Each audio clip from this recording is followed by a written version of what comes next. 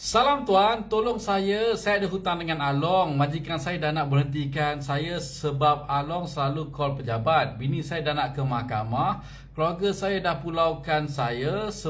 Saya sangat tertekan, tiada siapa nak tolong saya.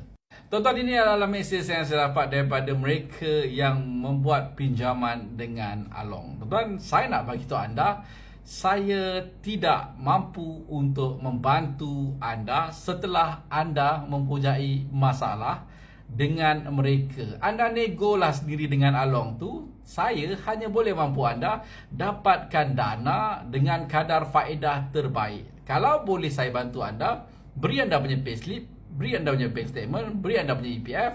Saya dapatkan anda dana, anda deal sendiri dengan orang tu, tuan-tuan. Saya bukan konten-konten creator di dalam TikTok, di dalam sosial media lain yang membuat video-video gaduh dengan Along, maki-maki Along. Saya tidak buat macam, saya pernah buat sekali pun, itu pun berunsur jenaka, tuan-tuan. Itu hanya berunsur jenaka dan video tu dapat terlalu banyak sambutan. Saya sangat-sangat terperanjat, tuan-tuan. Orang Malaysia suka benda-benda macam tu.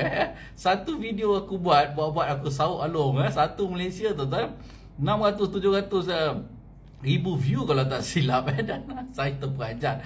Saya tidak boleh tolong awak kalau awak ada masalah dengan Along, tetapi saya boleh bantu anda dapatkan dana. Kalau Along tu blacklist awak dengan Sitos, kita carilah bank yang tak tengok Sitos. Itu saja, tuan-tuan. Jauhi Along dan seperti biasa dengan MyLoan, pinjaman anda menjadi lebih mudah.